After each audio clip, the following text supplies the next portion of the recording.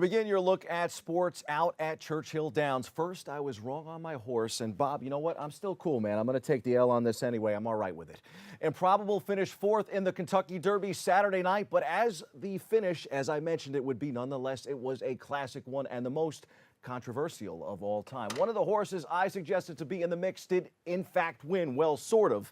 Maximum Security was first to finish Saturday's Muddy Derby before becoming the Marquee Race's first winner to be disqualified for interference. Stewart's elevated runner-up Country House, a 65-1 long shot to the winner's circle after determining that Maximum Security impeded his path and two others exiting the final turn. Maximum Security was ultimately placed 17th of 19 horses after starting as the 9-2 second betting choice, ending his four-race winning streak. Gary West, who along with his wife Mary owns Maximum Security, told the Today Show this morning that he plans to appeal. The appeal has to be filed within 48 hours of the race. Opinion within the racing community is split as to whether or not the stewards made the correct decision, which led to an historic first. Never before in the 145-year history of the Kentucky Derby had the winner been disqualified after an on-track incident. West also said that Maximum Security will not run in the Preakness on May 18th, which would mean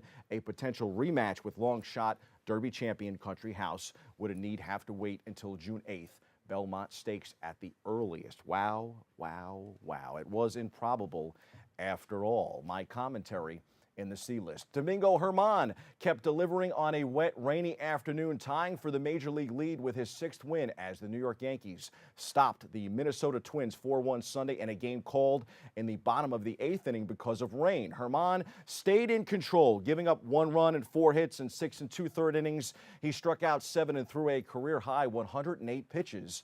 The 26-year-old right-hander with a 2.35 ERA matched Tampa Bay's Tyler Glasnow for most wins in the majors. It made for an unlikely duo atop the leaderboard. Germán had a career record, get this, of 2-7 coming into the season, and Glasnow was 4-16. The depleted Bombers, ravaged by injuries, are somehow 19-14, 2 games back of Tampa Bay for first in the American League East. Christian Yelich homered in his return to the lineup to lead the Milwaukee Brewers past the New York Mets 3-2 on Sunday for a sweep of their 3-game series. The Mets will be happy to say bye-bye to Yelich. Yelich eagerly returned to the Milwaukee lineup on Sunday, hitting his 15th homer, a towering 440-foot shot that caromed off the third deck in right field at Miller Park. The two teams were coming off an 18-inning game on Saturday night, the longest in Miller Park history. That one lasted 5 hours, 22 minutes. The Brew Crew won that one as well. Ryan Braun had 6 hits, including the game winner in that victory. Yelich, the NL MVP, was back in the starting lineup after missing 5 consecutive games with lower back soreness. He lined out as a pinch hitter in the 10th inning of Saturday's marathon game. The Mets are now 16-18 after that great start.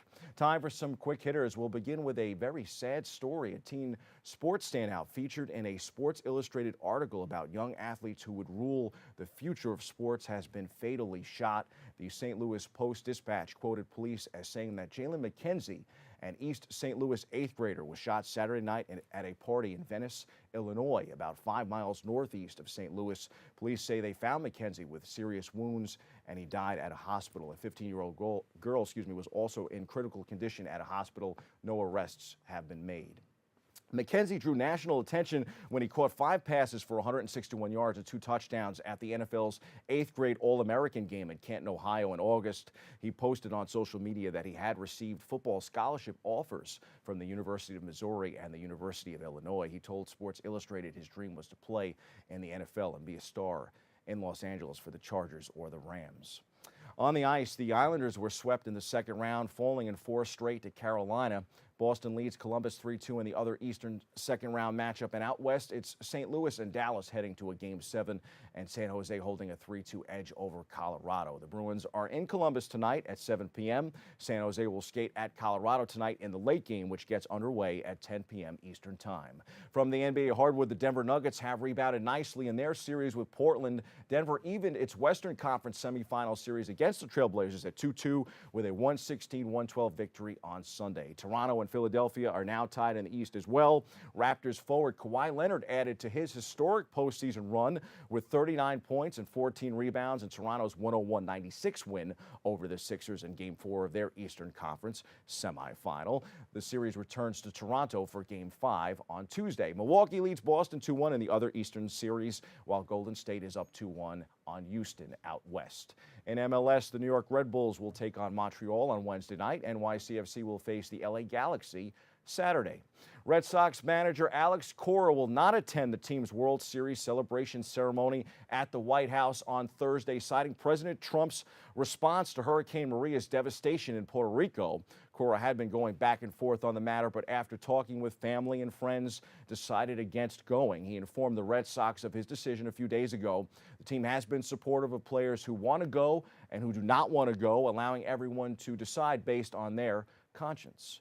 Some of the top MMA fighters in the world were on display for UFC Fight Night 151 Saturday night from the Canadian Tire Center in Ottawa, Canada. Donald Cerrone, the Cowboy, defeated Al Iaquinta in the headliner, winning by unanimous decision after dominating his opponent over the course of 5 rounds. 4 of the first 5 bouts went the distance. Great night of fights out at the UFC. In boxing, Canelo Alvarez put on a show on Saturday night in front of a friendly Cinco de Mayo weekend crowd, defeating Daniel Jacobs by a narrow unanimous decision in a world middleweight title unification bout at the T-Mobile Arena in Las Vegas. And in NFL news, Giants rookie quarterback Daniel Jones has looked good out at minicamp.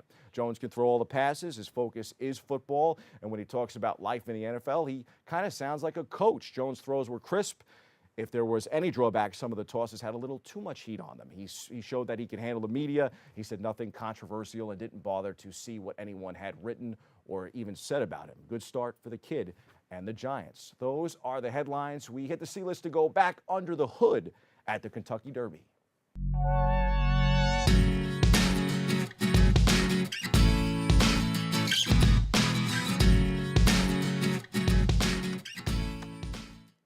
Contrary to the uninformed opinion, the racing stewards at Churchill Downs made the right call in the Kentucky Derby on Saturday, which means one of 2 things are likely to happen in Baltimore on May 18th. Either Country House will win in the Preakness and head to Belmont, carrying the asterisk of all asterisks, or the sport will be consumed with talk about whether a federal court might overturn the result of a horse race that was already overturned by an already controversial decision that took 23 minutes of deliberation by 3 Kentucky racing officials. Either way, it's basically a nightmare. Perhaps in a race that is run every year with 20 horses stampeding around Churchill Downs and 150,000 screaming fans in the stands, this was bound to happen sooner or later.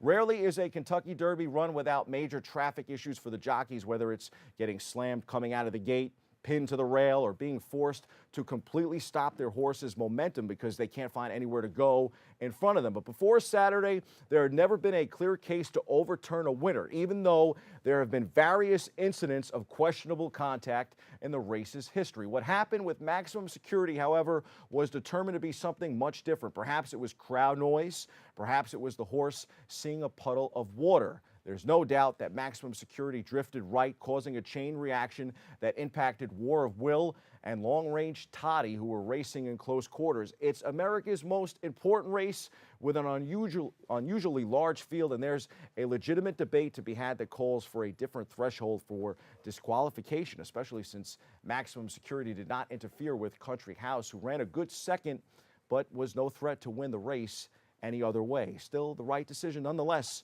and probable indeed. That's your sports. I'm Bobby C. Stay tuned.